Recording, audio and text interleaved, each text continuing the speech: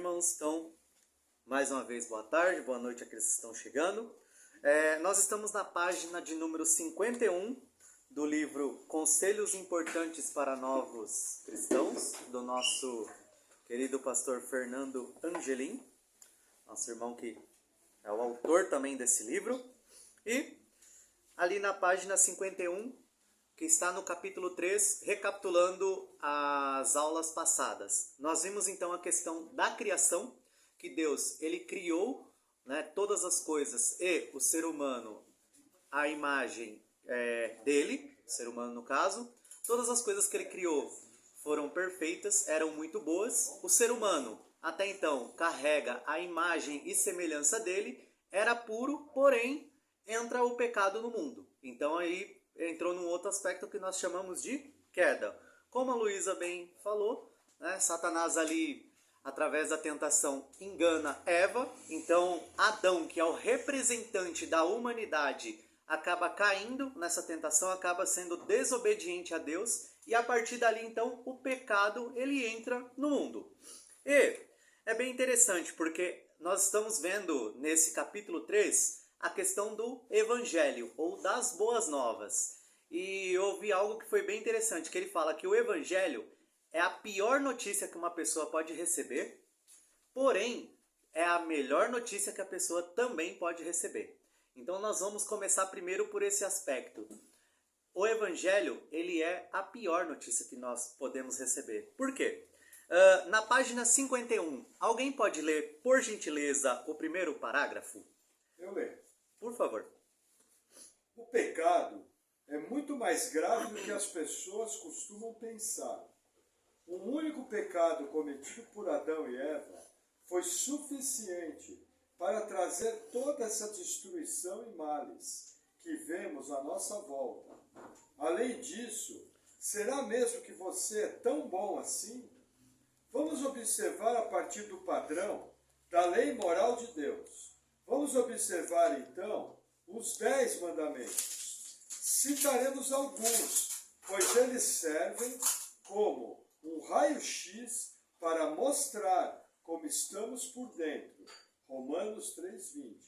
Vamos lá. A gente vai ler essa referência em Romanos 3,20, mas antes de ler Romanos 3,20, eu queria ler Hebreus 9:27.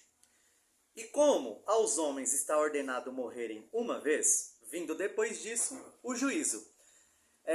Nós fazíamos evangelismo e a gente perguntava para as pessoas, né? A gente lia esse versículo e perguntava assim: hoje, se por acaso você morrer, né? Ou até mesmo você pode fazer essa pergunta para si mesmo, né? Se eu morrer, será que eu estou pronto para encarar o justo juiz que é Deus? Por que isso? Porque como o livro aqui falou, todos nós somos pecadores. Então, só de nós estarmos na presença de um justo juiz, já nos deve constranger. Por quê? Porque a gente sabe que nós não somos justos. Pelo contrário, nós somos pecadores e falhos. Então, como que eu, Erasmo, vou conseguir estar cara a cara com Deus e, vamos dizer assim, conseguir algum perdão ou misericórdia da parte dele? Porque se a gente for olhar, ele é justo. E por eu ter uma natureza pecaminosa, por eu ser manchado pelo pecado, eu não tenho a mesma justiça do que ele. Eu não tenho o mesmo padrão que a gente chama moral. Ou seja, o meu certo e o meu errado não se compara com o dele. Porque eu sou a parte que é errada. Eu sou a parte que é falha. Ele é totalmente perfeito. Então quando você pergunta isso para um ser humano, falando assim: olha, você acha que se hoje você morresse, você teria certeza que você poderia encarar um juízo de Deus? Você poderia ter certeza que você estaria ali com Deus frente a frente e dar as desculpas, né, que às vezes que a gente quer dar diante de Deus? Então essa é uma pergunta que choca o ser humano. Porque a partir do momento em que nós começamos a perceber o quão pecaminoso nós somos, a gente olha e fala: meu Deus do céu, essa pergunta ela é terrível. Isso do evangelho é terrível. Por quê? Porque eu sou pecador, eu sou uma pessoa falha. E é bem interessante, porque agora nós vamos ler essa parte aqui, essa referência aqui que é Romanos 3,20. Se alguém puder abrir lá, vem falar sobre a questão da lei. E a lei, ela é quem revela esse pecado dentro de nós. Então, nós temos um Deus que é totalmente santo e que ele revelou um padrão do que é certo, o que é errado, desde ali do início, né, para o povo dele, de Israel. Através do quê? Através da lei. E é bem interessante, porque ele revela essa lei e ele mostra ele parte do seu caráter, né? Seu caráter é ali santo, aquilo que ele requer de nós. Então, alguém poderia ler, por gentileza, Romanos 3, 20? Por gentileza, irmão, pode ler. Por isso nenhuma carne será justificada diante dele pelas obras da lei, porque pela lei vem o conhecimento do pecado e a justificação pela fé em Jesus Cristo. Amém. Então é bem interessante, porque ele vem falar que pela lei, irmãos, ninguém é salvo.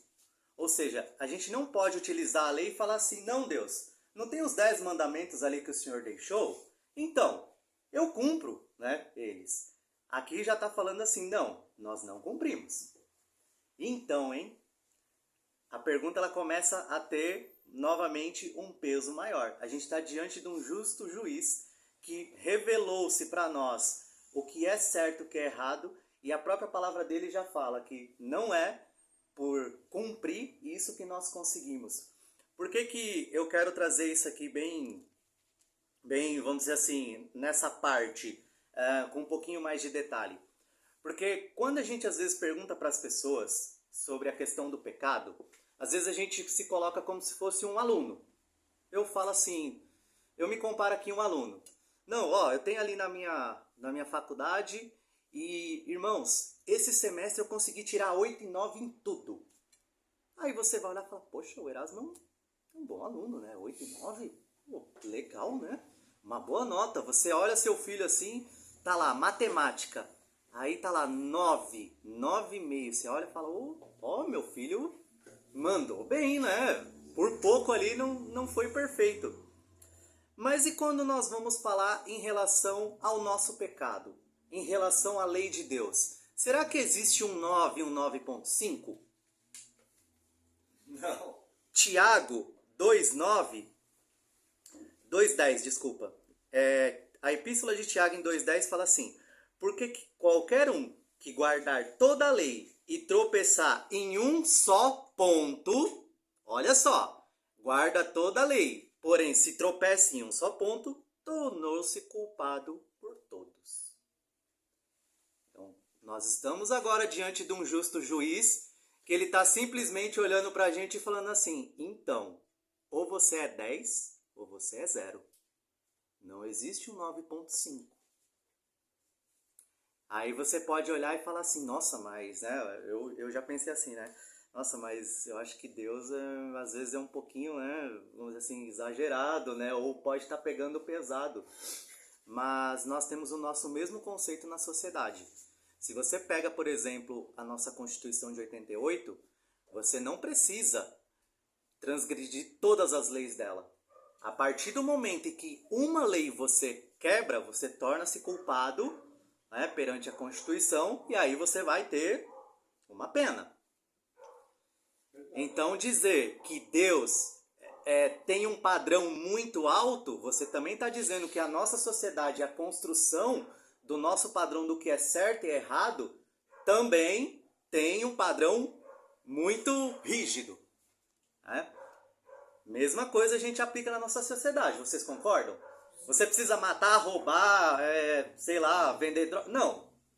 Basta você fazer uma coisa errada, que é contra a lei, que é contra a Constituição de 88, que você já é passível de uma punição. Então, a gente olha, assim, esse aspecto nosso é uma minúcia, né? É uma partícula muito minúscula do que também Deus aplica com a gente. Então, nós estamos na frente de um juiz que fala assim, não adianta, você não é 0, né? Você é 0. Por quê? Porque para o ser humano é impossível nós, infelizmente, não pecarmos. Então, assim, hoje, por exemplo, se a gente for fazer um balanço hoje da nossa vida, eu te garanto, se você for nas minúcias mesmo, você vai achar um bocado de coisa que você vai ter que olhar e falar assim, poxa Deus, poxa, me perdoa, ó. Eu, né, já tô aqui olhando assim, falando, nossa Deus, hoje eu corri tanto e não tirei 5 minutos para ler sua palavra. Nem uma oraçãozinha assim, né, infelizmente, às vezes a gente faz pela correria do dia a dia. E aí você olha e fala assim, puxa, mas eu também pensei mal de uma pessoa hoje, ó. Puxa, mas passou um homem ou passou uma mulher na rua e eu acabei olhando para ele, né, ou ela de maneira indevida. Então você vai fazendo as minúcias do seu coração, você vai vendo o quê? Que você não é uma pessoa tão boa. Ou eu não sou uma pessoa tão boa. Quando você pergunta para uma pessoa assim, fala assim, olha, você peca. Algumas pessoas olham e falam assim, não, eu não peco, porque... Assim, ó, eu não roubo. Eu não mato ninguém, eu não vendo drogas, eu, sei lá, não fico contando mentira para tudo quanto é lado. Porém, a pessoa esquece que a questão do pecado não é só o que ela faz, mas é também a essência dela pecaminosa, é uma tendência. Então, por exemplo, nós estamos aqui agora ouvindo a palavra de Deus.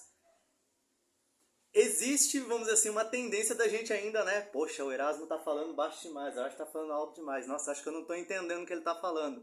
Nossa, eu acho que o Erasmo tá mal vestido hoje. Nossa, eu passei ali, ele nem olhou pra... Então, assim, ainda assim existe uma tendência da gente pecar num ambiente cristão, né? A gente olhar, sei lá, pra uma pessoa e falar assim, tá agora aqui ouvindo a palavra e pensar, nossa, ó, fulano de tal deveria estar ouvindo isso, porque... aquele ali, né, pelo amor de Deus, aí você começa a pensar mal do irmão. Então nós temos essa inclinação. Quem dirá dentro do nosso dia a dia? Onde a gente está encarando os nossos desafios diários, as nossas lutas, tanto no nosso trabalho, quanto no nosso casamento, quanto a questão também de criar filhos, ou então de fazer parte de uma família. Então, tudo isso, irmão, quando a gente vai para a nossa minúcia do nosso coração, a gente vai olhando e falando assim, eu acho que eu sou um pouquinho mais pecador do que eu penso. Eu sou pior do que eu penso. E era bem interessante porque a gente perguntava isso na rua. Algumas pessoas, elas não conseguiam se enxergar pecadora. E aí quando a gente ia falando assim nas minúcias, a pessoa ia parando assim, falando assim, puxa, é mesmo. E assim, tipo, ó irmão, você já pensou mal assim de alguém? Você já viu assim uma pessoa e ficou com raiva dela e desejou algo mal? Então, Jesus está falando que você fazer isso é um tipo de homicídio. Olha, você já viu uma pessoa assim na rua e você desejou ela de maneira indevida? Então, Jesus ele fala que isso é um adultério, é um tipo de fornicação com aquela pessoa. E aí a pessoa vai olhando e falando assim, eita, puxa, é verdade. Então, quando nós olhamos o que é o Evangelho na nossa vida, ele acaba tornando-se também a pior notícia que nós podemos receber. Porque para o ser humano, você olhar para ele e falar assim, olha, você é pecador, você tem uma natureza ruim, você é contaminado, choca. E o próprio Paulo fala que o Evangelho ou ele vai ser cheiro de morte, ou ele vai ser o bom perfume de Cristo. Ou seja, não existe um meio termo. Ou a pessoa vai olhar aquilo ali como uma ofensa e ela tem uma tendência vamos dizer assim, a não aceitar mesmo, ou ela vai olhar e falar assim, puxa, pior que é verdade, hein? Preciso, né, me consertar, né? Preciso de Jesus Cristo. Então o Evangelho, irmão, quando nós vamos falar dele mesmo, da condição humana que é pecadora, assim como a gente viu aqui sobre a questão da lei, que Deus ele deixa um padrão moral e que esse padrão moral ele mesmo já diz na palavra dele que nós não conseguimos cumprir. E 1 João fala que aquele que diz que não tem pecado, ele está mentindo, ou seja, se você diz que você não tem pecado, você já está cometendo o pecado da mentira. Então você vai ter que pedir perdão por mais de um pecado, pela mentira e pelo restante que você está fazendo e que às vezes você não está ali se dando conta. Então a gente olha e vê a nossa condição humana como pecadores. Continuando ali no livro, na página 51, ele vai fazer mais ou menos esse exercício que nós estávamos fazendo. Alguém pode ler, por gentileza, ali as perguntas, da 1 à pergunta 6? 1. Você acredita em Deus? Essa é a mais, né? É assim, essa é a mais fácil você responder, né? Acredita em Deus? Olha, pode ter bastante ateu, tá? Mas esmagadoramente todo mundo acredita em Deus. Ah, às vezes assim, moldam Deus à imagem que ele quer, mas ainda assim acredita que existe um Deus. 2. Já mentiu alguma vez? Tá? Quantas vezes? Como chamamos quem mente? Mentiroso. Então, aí quando você começa assim, você já mentiu uma vez? Não, então, né? É porque teve uma vez no serviço, mas quando você chega e fala assim, olha, se você mentiu, então você é um mentiroso, isso choca, né? Imagina. Já levou uma Já levou já uma bolachada, né? Tipo, poxa, mas só porque eu contei uma mentirinha uma vez lá no serviço, que eu não tava doente, eu passei um atestado. É, isso mesmo. Só porque você passou um atestado falso, você já mentiu e... Só porque eu menti agora, a pouco eu vou pro inferno? Isso, Começa assim. Pode ler, irmão. Pergunta 3. 3. Já falou o nome de Deus em vão? Quantas vezes? Blasfemo. Essa aqui também ela é bem mais comum do que nós achamos, né? A gente olha assim, tipo, a gente coloca, sei lá, tá falando um negócio assim e fala o nome de Deus. Eu brinquei uma vez, né, que o pessoal lá da vila, eles oravam o Pai Nosso antes de entrar no jogo. Só que antes de entrar no jogo, eles também tinham bebido, né, tinham feito um monte de coisa errada, eles bebiam durante o jogo e depois do jogo iam beber de novo. Mas estavam ali, não, Deus, abençoe esse jogo, né? Fazia uma oração do Pai Nosso, já rezava também o Ave Maria, então é um pecado bem mais comum que às vezes a gente pensa, usa o nome de Deus de maneira indevida, cita coisas que não está na Bíblia, falando que está na Bíblia, né? Olha, não, porque Deus ele, né, não chama os capacitados, mas ele capacita os chamados. Aí você fala, nossa, que legal, mas aonde está na Bíblia? Olha, eu não sei, mas eu sei que está na Bíblia, então a gente toma às vezes o nome de Deus bem mais em vão do que também nós pensamos. Pode continuar, irmão. Pergunta 4. Já cobiçou a mulher, o homem de alguém? Essa também é outra. Adúltero. Adúltero, imagina. Passou ali e você olhou, né? Deu aquela olhada assim indevida. Então, a palavra de Deus diz que você é adúltero. E aí você pensa assim, né? Às vezes imagina, não, eu nunca adulterei porque, né? Enfim, eu nunca consumei o fato eu nunca consumei com outra pessoa. Mas só de você ter feito isso com a mente, a palavra de Deus já te considera um adúltero. Então você precisa pedir perdão por esse pecado. Então, como eu estou falando, a gente começa pensando que o pecado é só aquela coisa que às vezes a gente faz assim, aberto, descancarado. Não, irmãos. Às vezes dentro do nosso coração está cheio de pecado. Eu estou aqui, ó, Erasmo aqui, falando, tal, mas ninguém sabe como eu estou por dentro. Assim como também, eu não consigo saber como vocês estão por dentro. Mas a gente tem que lembrar que um dos atributos de Deus, ele é onisciente e ele é onipresente. Então até dentro de você, ele sabe o que está se passando e ele está presente. Às vezes a gente tem uma grande dificuldade de confessar pecado. A gente está com um monte de dificuldade, a gente está com um monte de coisa na nossa vida que precisa pedir perdão, só que aparentemente você não faz nada. Você é uma pessoa normal, que vai para a igreja no domingo, né? A gente brinca, né, que é a lógica dos Simpsons. Quem aqui já assistiu Simpsons? Todos os personagens aqui todos aqueles personagens são malucos, mas no domingo eles estão numa igreja, e é uma igreja presbiteriana. Então, é algo bem comum que acontece. O que ali, né, quer passar? Todo mundo errado, todo mundo levando a vida como quer, mas no domingo todo mundo é bonzinho. Todo mundo com aquela, né, máscara de piedoso. Religiosidade. Mas, como eu falei, né, existe um Deus que ele sonda e ele sabe o que está se passando no nosso coração. E é diante desse justo juiz que a pergunta volta. E aí, você está preparado para encarar um justo juiz? Que inclusive conhece você na minúcia, que outras pessoas, às vezes seu cônjuge, seu pai, seu melhor amigo não te conhece? Não vê?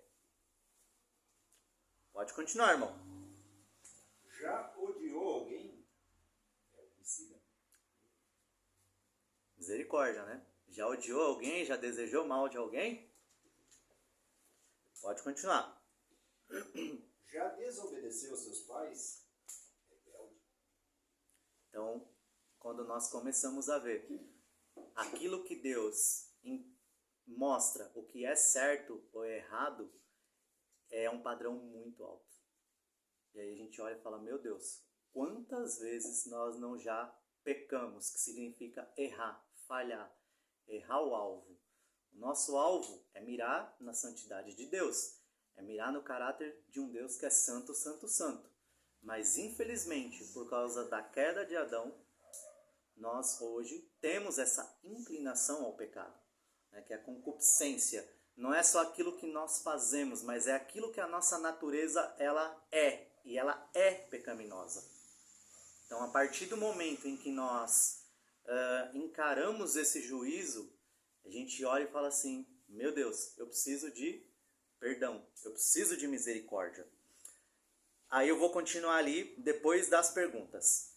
Se você quebrou um desses mandamentos, então quebrou a lei de Deus, como a gente já tinha visto ali segundo o texto de Tiago. Observando apenas alguns mandamentos, já podemos perceber que não somos tão bonzinhos assim. O Senhor é o justo juiz, que julga com retidão. Se fôssemos julgados de acordo com os nossos merecimentos, todos seríamos condenados. E a punição contra um Deus eterno também é eterna. Que situação horrível! Todos nós merecíamos ser condenados. Então é bem interessante, irmãos. Por quê? Porque o nosso pecado, ele trouxe a questão da morte, como nós vamos ver aqui daqui a pouco em Efésios. Porém, às vezes a gente olha aquele texto e tira uma exegese que o texto não está querendo muito dizer, né? Tipo, por quê? Um morto fala? Não. Um morto escuta? Não. Um morto faz tal coisa? Não. Irmão, ali o que o texto está mostrando é que o pecado, ele trouxe a morte para o mundo. E se não fosse Jesus Cristo revertendo esse nosso destino de morte, nós seríamos condenados eternamente. Porque vamos lá, se a gente volta lá no Éden, a primeira morte que o pecado trouxe, no caso, foi uma morte espiritual. Porque nós tínhamos, né, uma natureza perfeita. Deus nos criou perfeito. Deus nos criou com a gente chama de livre-arbítrio. Ou seja, a gente poderia escolher plenamente entre o bem e o mal, entre pecar ou não. Isso é o livre-arbítrio. Eu consigo escolher plenamente se eu quero ou não pecar. A partir daquele momento em que Adão escolheu pecar, ou seja, ser rebelde a Deus, nós perdemos isso.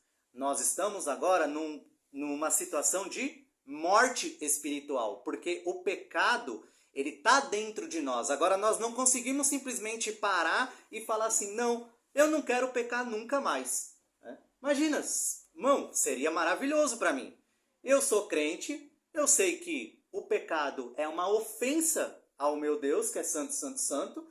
Eu entendo que Jesus Cristo pagou um alto preço pelo meu pecado, então o que eu, naturalmente eu gostaria de fazer? Parar de pecar. Mas é porque eu quero parar de pecar que eu paro de pecar? Infelizmente, não. Por quê? Porque eu não tenho livre-arbítrio. E se não for o próprio Deus trabalhando dentro do meu coração, eu seria um maluco como qualquer maluco que está aí desobedecendo a Deus.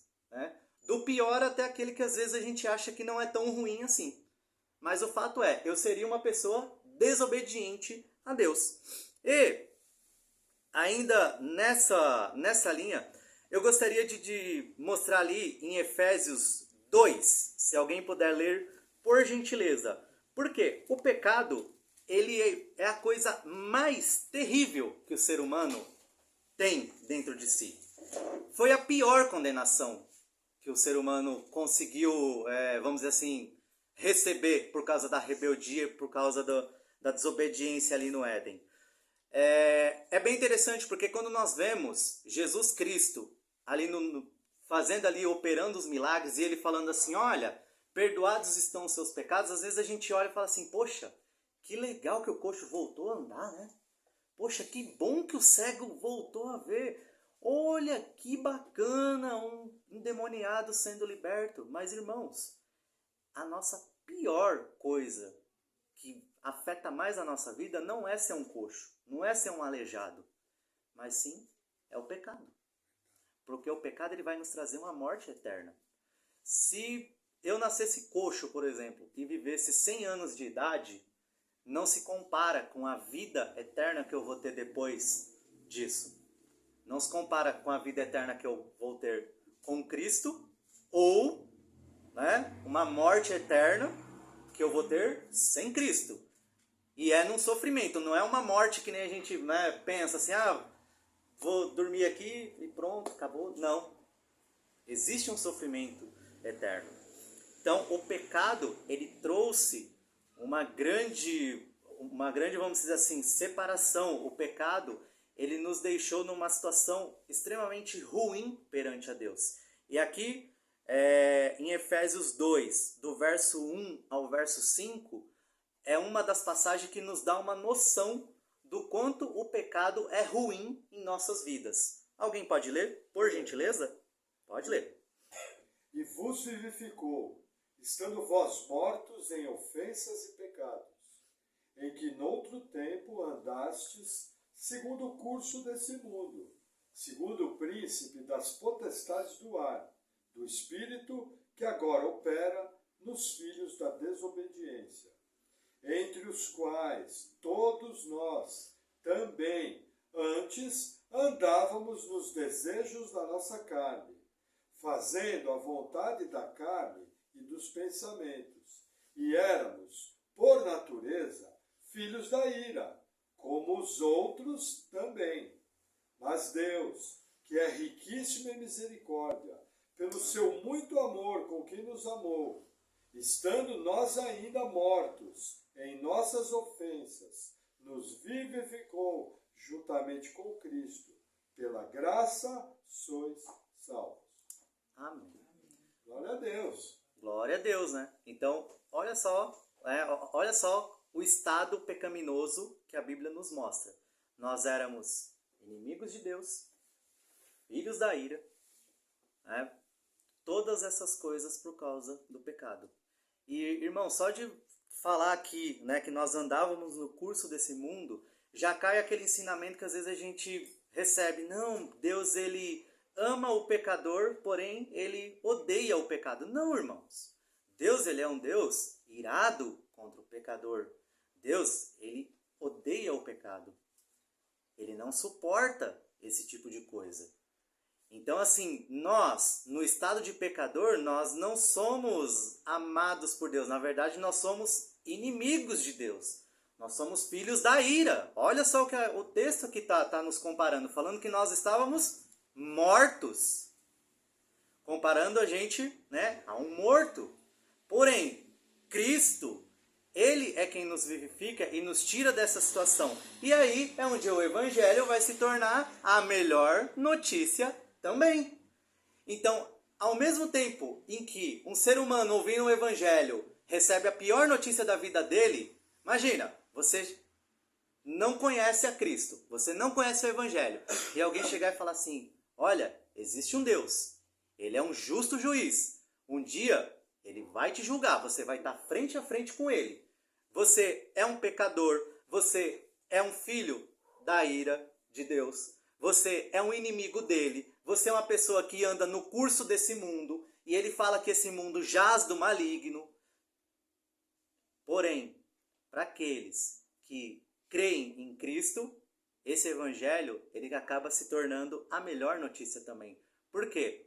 Como o texto vai colocar aqui, existe um mas.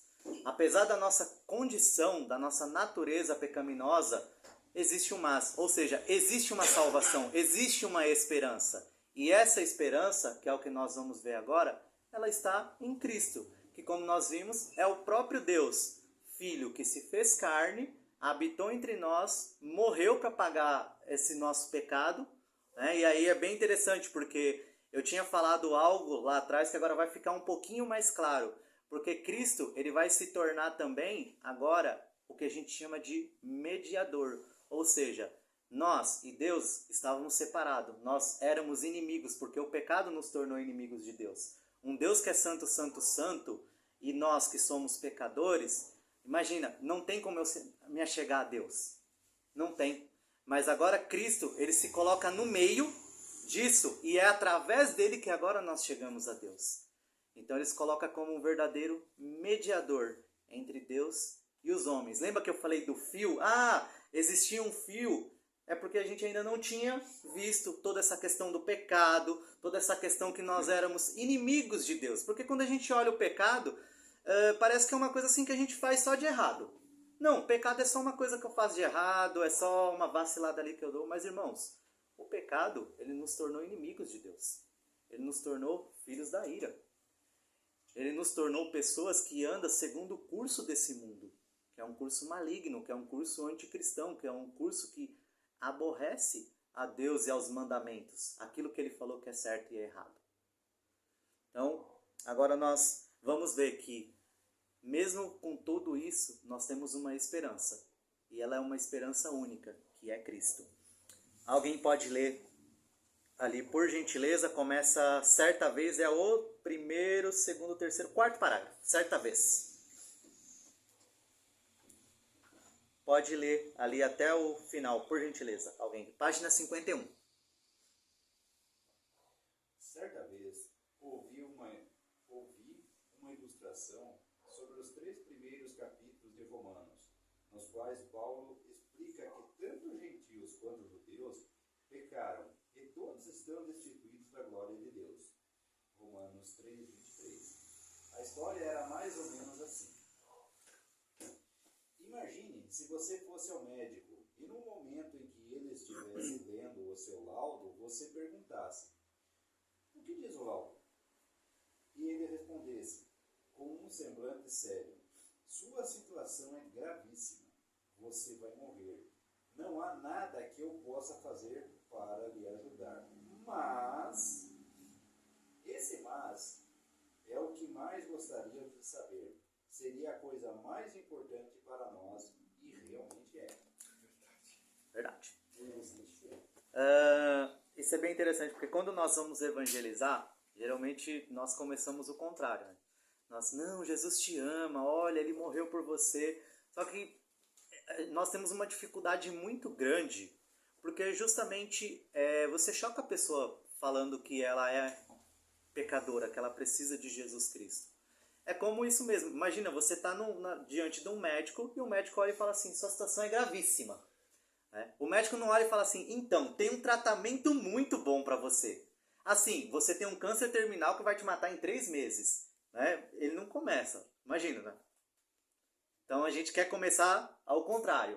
Ao invés da gente olhar e falar assim: olha, sem Cristo, infelizmente, tanto eu como você merecemos ir para o inferno, mas se você crê em Cristo, há uma esperança. Não, a gente quer fazer o contrário, né? Olha, Jesus, olha, você vai ver, sua vida vai mudar. Ele é muito bom. Olha, ele morreu para pagar os seus pecados. E aí parece que a gente vai mascarando, a gente não quer dizer assim para a pessoa, falar: olha, fulano, você precisa de Jesus Cristo, cara. Olha, todos nós precisamos. Assim, você precisa reconhecer Cristo na sua vida, porque se não for isso, cara, se você continuar nessa vida aí, isso vai te levar para uma condenação eterna. A gente quer fazer o contrário do médico. A gente quer falar que primeiro tem um remédio para depois dizer que a situação dele é gravíssima, ou nem fala que a situação dele é gravíssima. Só fala assim: toma esse remédio aqui, toma Jesus aqui, e vai mudar a sua vida, tá bom? Mas não fala, a gente não tem coragem, muitas das vezes, de chegar numa pessoa e falar: irmão, olha isso aí que você está fazendo, isso é pecado, cara. Você precisa de Jesus Cristo, viu? Essa vida aí que você está vivendo, não é assim. Um dia você vai estar diante de Deus. E aí? Um Deus que é santo. Um Deus que, se você olha para uma pessoa e pensa alguma coisa mal, você é adúltero. Se você um dia já pensou alguma coisa ruim de uma pessoa, já desejou, você é um homicida. Então a gente tem muita dificuldade, às vezes, para evangelizar. E as igrejas hoje, elas têm muita dificuldade também de evangelizar. O pessoal, nada contra teatro, bonequinho, música, mas se essa mensagem não trazer que você é um pecador e que você precisa de Cristo, tá errada. Porque o evangelho é isso. Ele é uma péssima notícia para a vida da pessoa, falando assim: olha, você é pecador, mas existe uma salvação. mesmo por essa situação que você está, de condenação eterna. Hoje a gente vê, infelizmente, né, muitos evangelismos aí que não prega Cristo. Prega uma igreja, prega, sei lá, qualquer coisa assim. Como eu falei, a gente não está falando da questão do método, mas da mensagem em si. Porque se eu chego ali, por exemplo, tem um morador de rua, e eu dou um pão para ele, e não falo de Jesus Cristo, e ele morre, ele vai para o inferno, né, infelizmente, de barriga cheia. A gente não para pensar nisso. Você vai ser cobrado porque não evangelizou. Isso mesmo. E eu vou ser cobrado porque eu não evangelizei. Então eu também vou prestar contas por fazer isso. Agora, se eu preguei o evangelho e aquela pessoa reconheceu, poxa, olha, realmente, não, é isso mesmo, ó, não, preciso de Cristo, ora aqui comigo, né, ó, eu quero seguir, me ajuda, tal, e aquela pessoa, né, morrer, ali como o ladrão da cruz morreu, né, reconhecendo a Cristo, ele vai estar lá com ele. Agora, como eu disse, precisa ter a pregação do evangelho. E às vezes nós, como igreja, a gente não prega o evangelho, nem dentro das nossas casas. Se é porque a gente não vive, se é porque a nossa fé é fraca, não sei. Mas o fato é, nós temos muita dificuldade de pregarmos o evangelho. E aí o diagnóstico, né, são muitos, tá? Acho que não tem uma receitinha de bolo. Mas o fato é, nós não pregamos. Ou quando nós vamos pregar o evangelho para alguém, parece que a gente vai assim cheio de milindre, porque se a pessoa faz uma cara feia pra gente, a gente já se assusta, já se espanta. A gente não quer ouvir uma portada na cara, né? E dependendo da pessoa, dói, né? Imagina, você toma uma portada da cara, por exemplo, de uma mãe, de um pai, de um irmão que está fazendo uma coisa errada, que você ama. Porém, um dia nós vamos estar diante de Deus. E será que isso vai ser uma desculpa? Ah, não, Deus, eu não falei porque era minha mãe, sabe? Ah, não, Deus, eu não falei porque era meu filho e, assim, talvez eu estragar o almoço de domingo, né?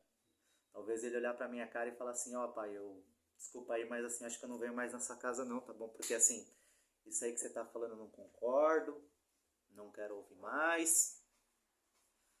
Então, às vezes a gente fica muito mais preocupado em agradar um pecador que nem eu e você, do que agradar um Deus, como eu falei, que sabe de todas as coisas, que sonda o nosso coração e que um dia a gente vai dar conta para Ele. A gente não se dá a ideia que é muito mais fácil a gente dar, ou é muito melhor a gente dar conta para qualquer ser humano, né, levar uma portada de um ser humano, independente do nosso laço sanguíneo, independente de quanto nós gostamos e queremos o bem dele, do que desapontar ao próprio Deus, que é santo, santo, santo, que é o Criador de todo o universo, que nós aqui falamos, né, dos atributos maravilhosos que ele tem, perfeito, e que é ele quem nós estamos desagradando. E a maior expressão de amor que a gente pode ter por uma pessoa é pregar o evangelho. Independente se ela vai aceitar o evangelho de bom grado ou não. Porque quem trabalha é o Espírito Santo.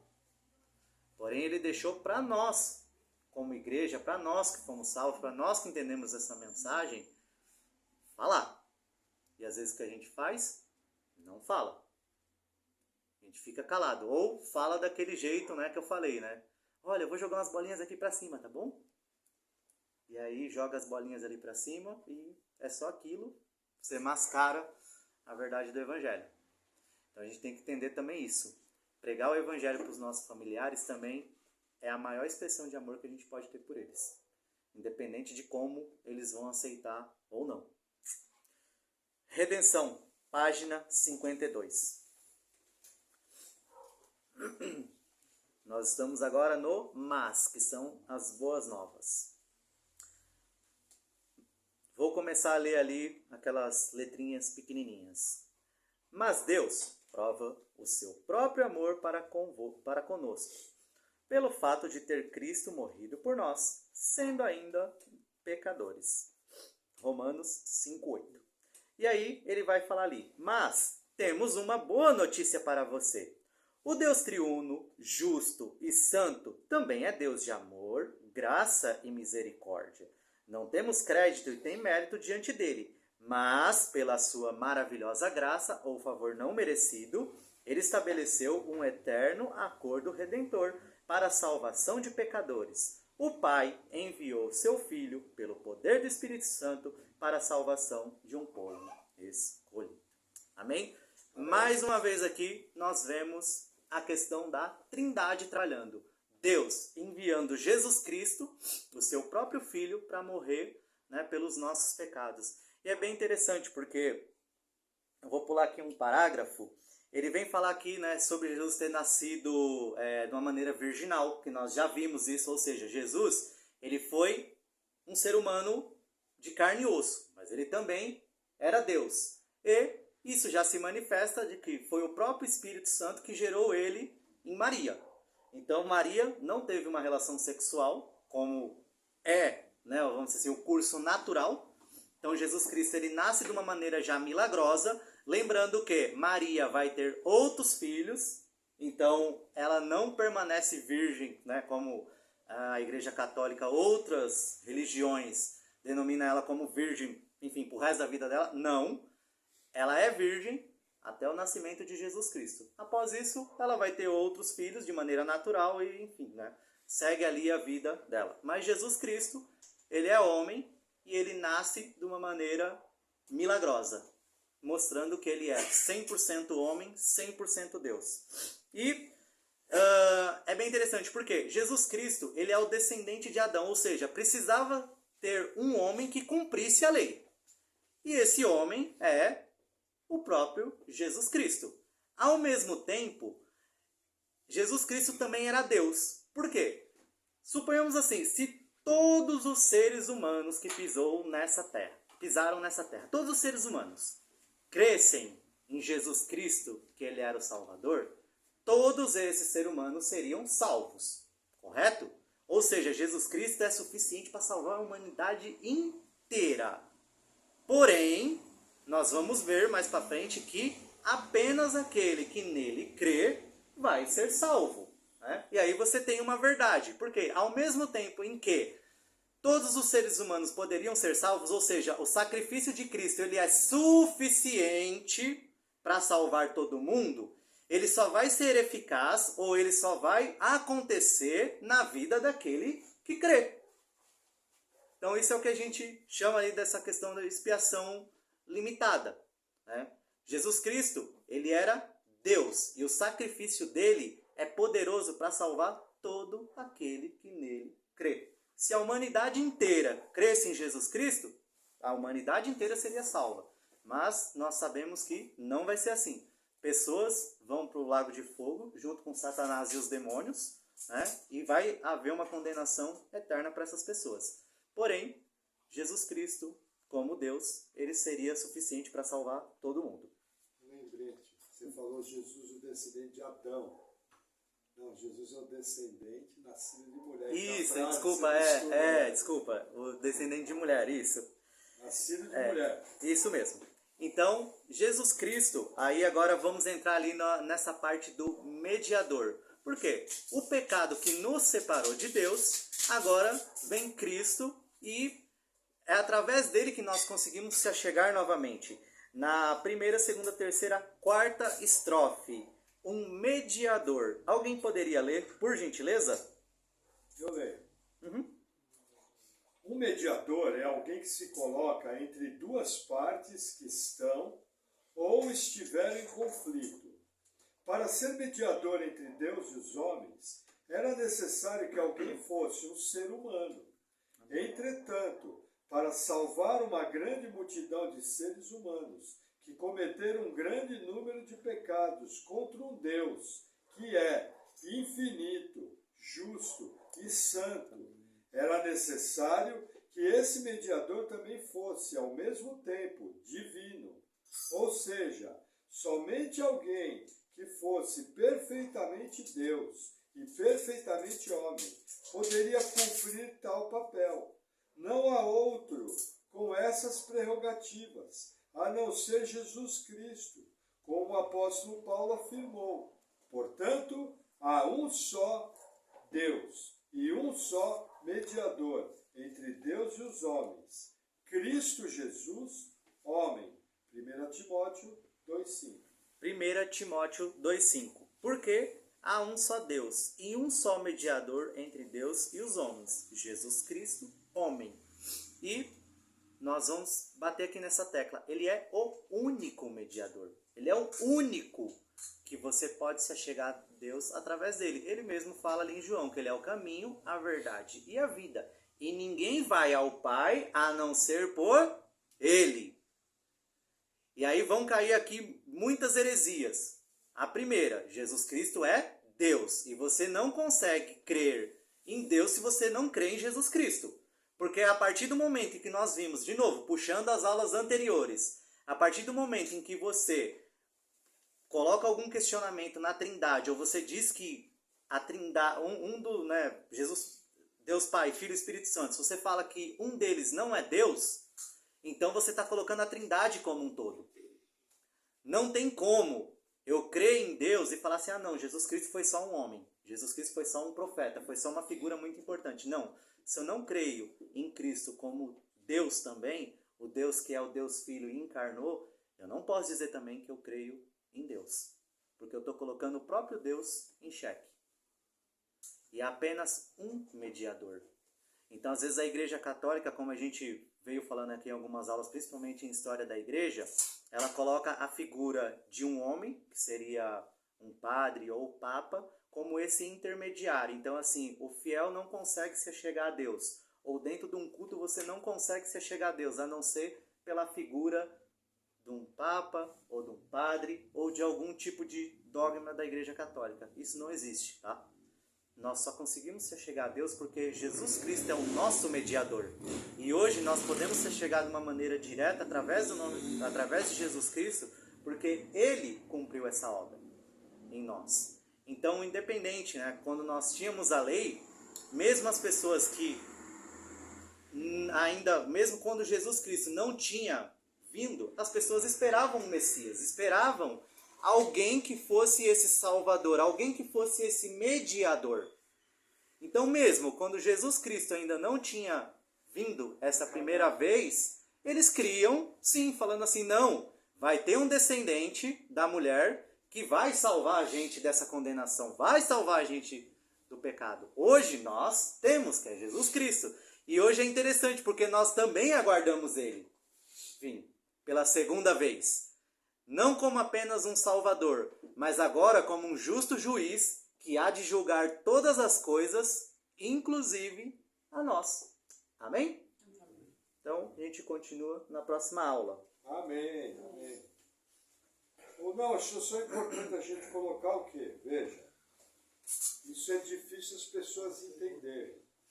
Mas no mundo, segundo o que Jesus Cristo ensinou, só tem dois tipos de pessoa. Ou a pessoa é filho de Deus, ou ela é filha do diabo. Isso é muito duro. Falar isso com uma pessoa, as pessoas não vão gostar de ouvir. Entendeu? A igreja vai ser odiada por passagens como essa que nós lemos em Efésios. E outra questão importante. Muitos de nós vieram a seguinte máxima: Deus odeia o pecado e ama o pecador. O que acontece? Não existe isso. O pecado, ele não é um agente independente. O pecado não existe por si só. O pecado tem um autor. Isso faz com que o mesmo Deus que odeia o pecado, odeia o autor. Agora, João 3,16 ensina o seguinte, que Deus amou o mundo de uma maneira genérica, ampla, de tal maneira que deu seu Filho unigênito para todo aquele que nele crê não pereça, mas tenha vida eterna. Fechou? Mas não entra nessa de que Deus dá uma chance para Jesus, é ridículo. Entendeu? Jesus deu uma chance para a gente. Então, assim, falar uma coisa para vocês. Nosso único consolo em relação às pessoas que a gente ama, que se perdem, é a eleição. Nós temos que entender que Deus é justo e que aquele que teve o seu nome escrito no livro da vida antes da fundação do mundo vai ser salvo. Se a pessoa morreu incrédula, entendeu? Ela vai para o inferno porque ela é pecadora. Porque ela escolheu, livre, dentro da sua natureza pecaminosa, pecar. Entendeu? Agora, o meu papel é pregar o Evangelho. Meu papel é orar. Meu papel é ter esperança de que Deus tem poder para salvar o pior pecador. Qual é a melhor maneira de eu manter essa esperança? Eu tenho uma fórmula. Olha no espelho todo dia e vê quem você era antes de ser alcançado pela graça. Se salvou a mim, salvou a você, pode salvar qualquer um. Entendeu? Agora, não abaixe o preço do Evangelho. Chega com calma, eu faço assim com as pessoas, eu falo, pô, meu irmão, você sabe meu jeito de falar, né? Eu falo, pô, mano, nós somos tudo torto, vai dizer que você nunca pecou? Cara, é verdade. Eu falo, ó, deixa eu te falar uma coisa, cara. Nós estamos na maior roubada. Olha o tipo de evangelista. Porque é o seguinte, Deus é santo e nós vamos tudo para o inferno. Porque nós somos tortos. Ou até eu que sou pastor, eu erro. Sabia? Aí o cara já muda o tom. Fala, ó, mas deixa eu te contar uma coisa, cara. Você sabia que Jesus Cristo é Deus? Então tem uma novidade boa. Se você crê que Jesus é Deus, que Ele morreu para pagar o preço do nosso pecado, e você crê nele, e andar com Ele com todo o seu coração, você vai ser salvo e vai ter a vida eterna. E é para os caras mais doidos, que nem eu, que nem você. Não precisa evangelizar do meu jeito, tá? Eu sou meio fora da curva. Mas é o meu jeito. Com essa minha maneira desprovida, eu consigo chegar nas pessoas. É o meu jeito. E sempre que eu tenho uma oportunidade, eu falo. E falo me colocando, não preciso mentir. Eu falo, ó, eu também sou pecador. E é engraçado, quando você se coloca no mesmo nível da pessoa, elas não ficam bravas. Ela fala, opa, esse cara está falando a mesma coisa, porque o cara se conhece. Porque o que você espera de um crente? Eu sou bom, você é ruim, eu vou para o céu, você vai para o inferno. Muita gente evangeliza assim. E não é. Baixa a bola, fala, ó, cara, nós somos tudo torto. Você conhece a pessoa, lembra aquele dia que eu fiquei bravo com você? Ah, em 1972. É mesmo, pô, aquilo foi pecado. Acabou. Contando a experiência própria, quando a gente evangelizar, irmãos, praticamente todo mundo se reconhecer como pecador. Isso é algo, sabe, o ser humano sabe que está errado, né? Você pergunta assim, fala, cara, você acha que você é pecador? Olha, era difícil alguém falar assim, não. Era difícil alguém falar não, né? Um ou outro falava assim, não. Mas aí quando você começava a perguntar, a pessoa, é mesmo, né? Não, aí eu sou, né? Aí não tem como, né? A pessoa já, tipo, aí não tem como, aí, né? Mas é bem interessante, quando você vai pregar o evangelho assim para as pessoas, independente de, né, se você conhece ou não, elas se reconhecem pecadoras. Amém, irmãos? Então, aqueles 5 minutinhos. Dá esticada na